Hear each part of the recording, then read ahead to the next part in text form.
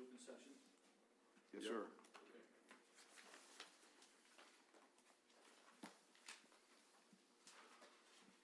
At the end of the meeting, can I have him, or can I just tell him when he comes in? Yeah, he can come in. Yeah, but can we tell him, welcome to the board? Yeah. Okay. Turn your mic on over there. Yep. There you go. Yep.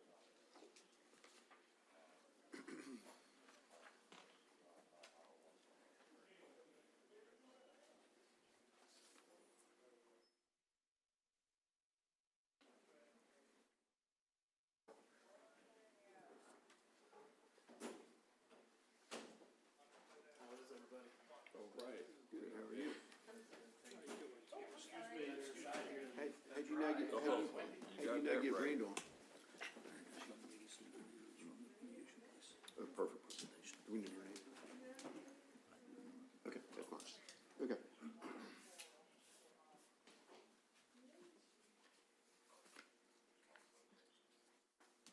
You're still out there arresting drunk drivers.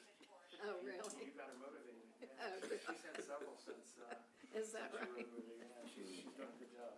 She's doing a good job, man. It's good. Are we good, Pete? Or you want us to give a second? Good? Okay.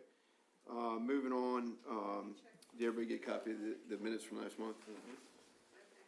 Can I get a motion to accept them? I move that we accept the Second? minutes.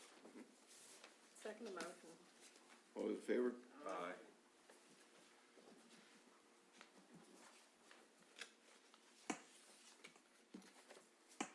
I'm also going to jump around here. Actually, Mr. Schauber, congratulations. You are now a member of the Police Accountability Board Trial Board. You're a trial board member. Okay, thank you for your application and your time. Okay. Moving on, I'm going to kind of jump around here again. We have a guest here from the Upper Shore Yes. Mediation. Yes, community mediation. Yep. Can we have your name? Cameron Ronayne, Ronayne.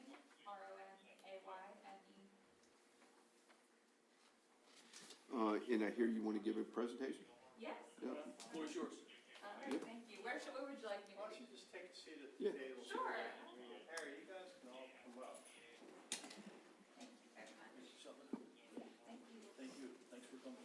Yeah. Work for you, anything? Sure, yeah, wherever Just you'll. hit, green on the mic. Okay.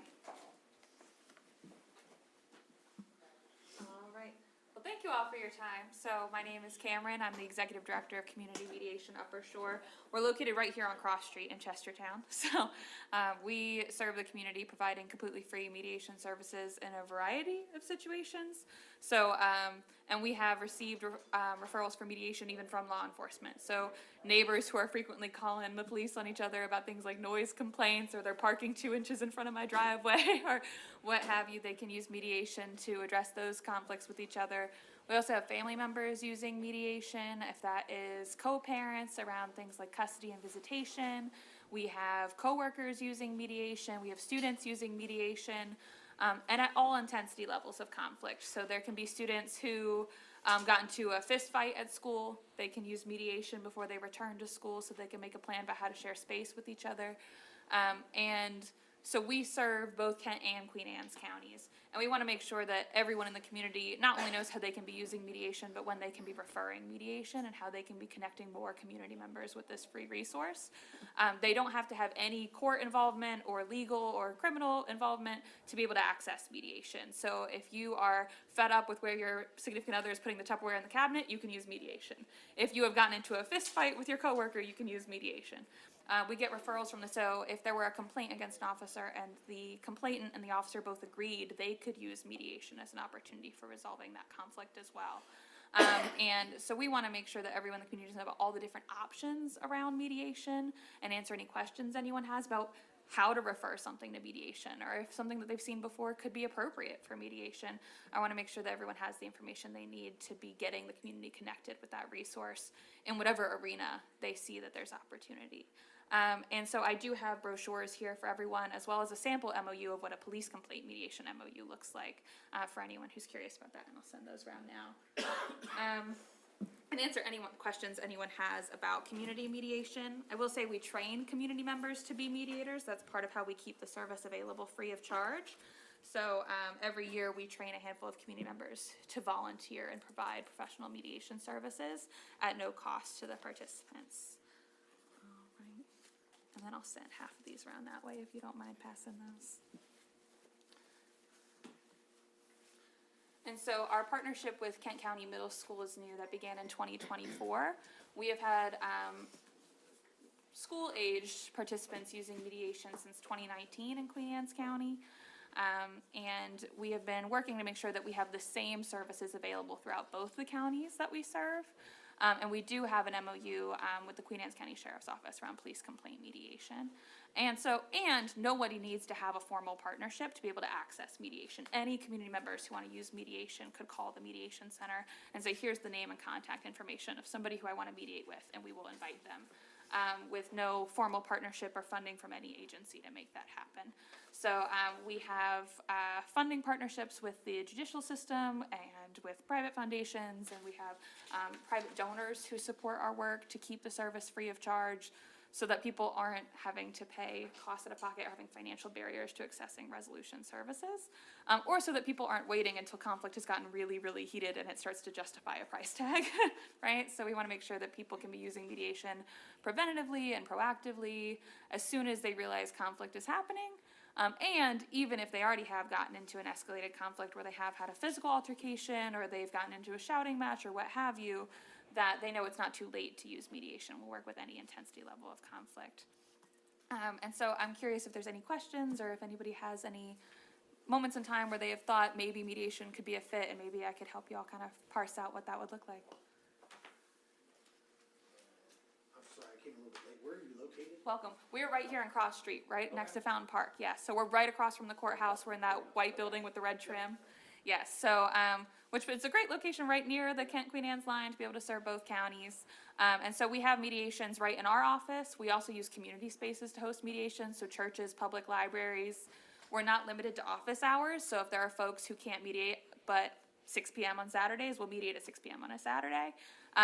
We aren't available on necessarily like an emergency basis. They would have to call us and we'd schedule an appointment, but we can normally get a mediation scheduled within a few days if it's something that's pressing and that's the participant's preference.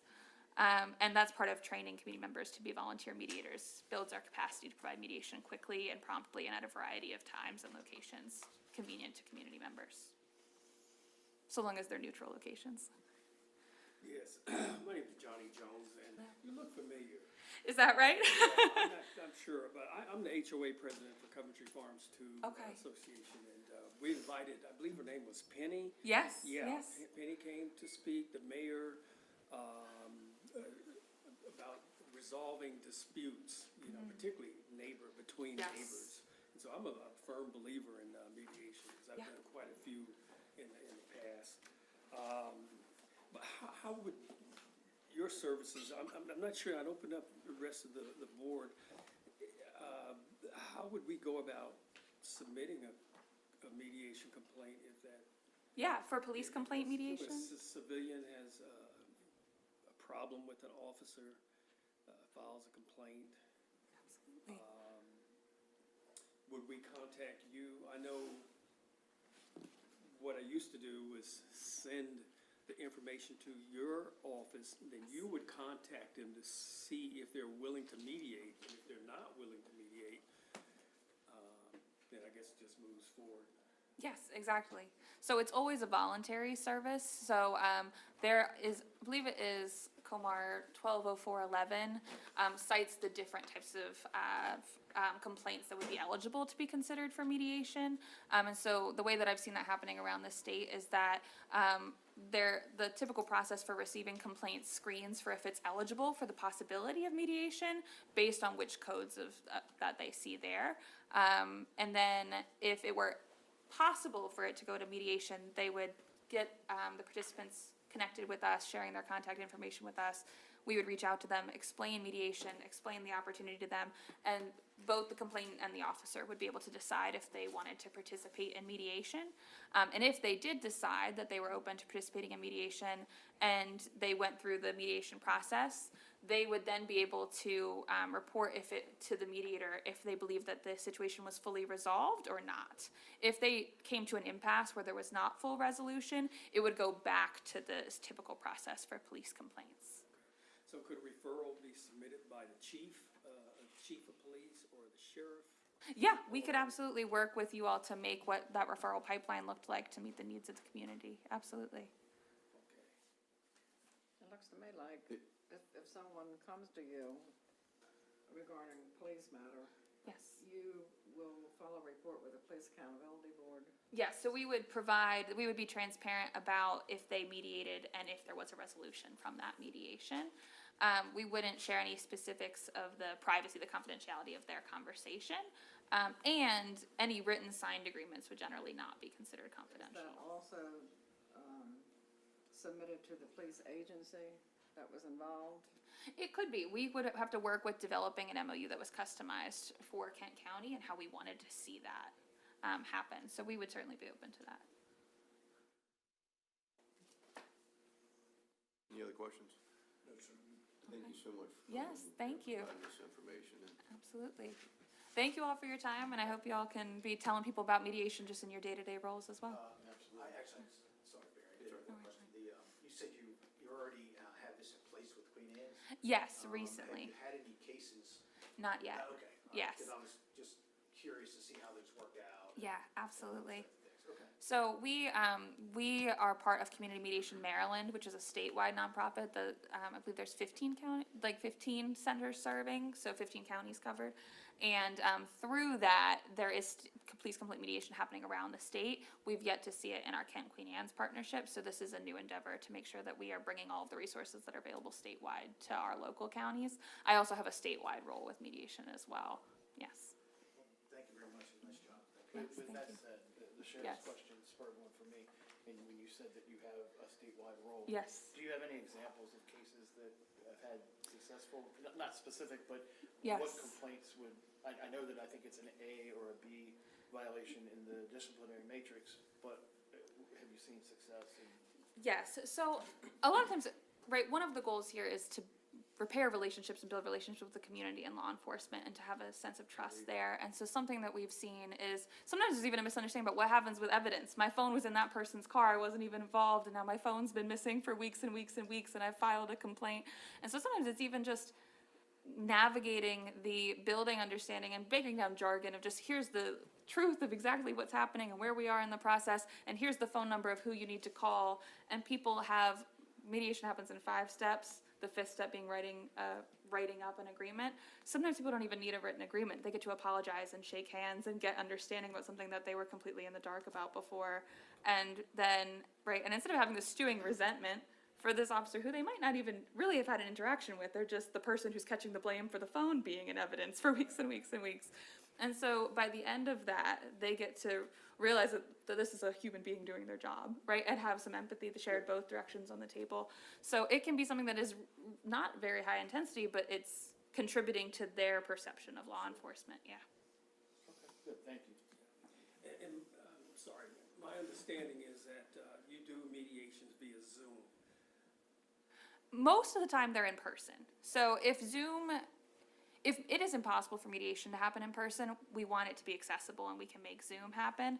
And generally in person tends to be what participants most have access to, right? There's not internet glitching out and people dropping off calls, and we're willing to be as flexible as we need to be to make sure that it's happening at a neutral, convenient location where everyone feels like they can speak for themselves and that it's not, adding undue burden to people traveling. So oftentimes they're in person. Does that answer your question there? Yes. Okay. Okay. All right. Thanks. All right. Thank you again. Thank you all very Appreciate it. much. I appreciate your time.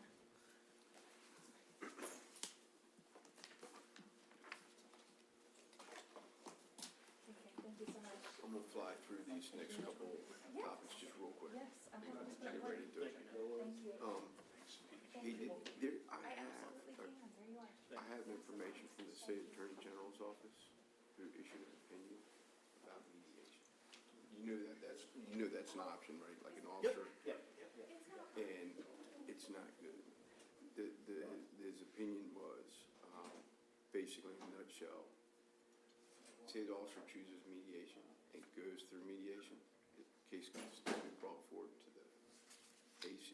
OACC, and they can still do their process and disregard the mediation process. So no one's opting for that anymore. Yeah, I mean, it looked like to me from the beginning of it, it was potentially a good sound option to try to keep, this formal process, and that way it can be bringing, like she was saying, at least amicable to the table, and they can decide, and move forward, assuming that both people sign off on it. I thought it would be good, but Did I send you that briefing from the Attorney General's office? No, you were gonna send it to me. I have it. Okay. I'll get it out. I'll get Frank and he can give it to y'all, because it's a pretty good read. Basically, they're cutting out the legs of mediation, which is shame. You have Baltimore County. It was a Baltimore County case where an officer chose mediation and then tried to say it was double jeopardy, but the State Attorney General's office said, nope, it's not. yeah. Okay, interesting. moving on. So under old business, we talked about meeting with the community faith leaders. What we're running into, I had Leon help me on it. Trying to get, it's just really Frank by himself for the most part. And administratively, it's creating some issues. So what we're suggesting we do is we pick a date and time and a place and get it out to them and have them come and we do one presentation. That'd be So we're not just jumping all Jumping over. around. Yeah, it's Yeah, just I a think little that's bit, best. it's probably Yeah. easier for them too. Yeah, So, we're still working on that. okay. But I'm gonna be calling you or Email. emailing you, getting some lists of people we can reach out to. Okay, I had talked to one of the pastors and they kind of felt the same way to have a group meeting. Right. We also, Frank's working on, going to the meeting in Rockwall, probably do it in Chestertown, like we did but we'll do that once we get Probably in April. And the sheriff's office has agreed to help us in Millington and Galena and Betterton. And once we get the, year-end report too, kind of tie it in, if there's any questions about what we do, give them a copy of the year-end report. I think we're gonna shoot for the third, Monday in April, if that works for you, just so you have it as a placeholder. All right, that's the end of new business. Moving on, this is where we're gonna get into the case review with, local law enforcement and their leaders, and they can give us some input on what they have, some information. Did anybody have from the board any questions for them? Johnny? I'm sorry. Did we have, of the cases that we reviewed, went over them in the last month's meeting, did you have any questions? No. Anything? The one thing I like to add, what we get is, it's been excellent, like they're almost getting better, like, the flow, cause, the wheel's getting greased and it's rolling down the street pretty good, so that's really all I have to say.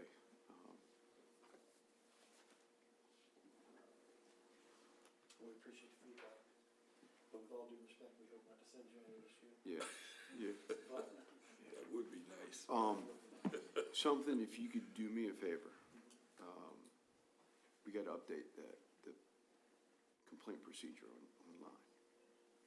okay. The town is just got the website back up and running the way that they want, and there are some tweaks that we need to do, so we'll make sure. Yeah, cause it's still the old one.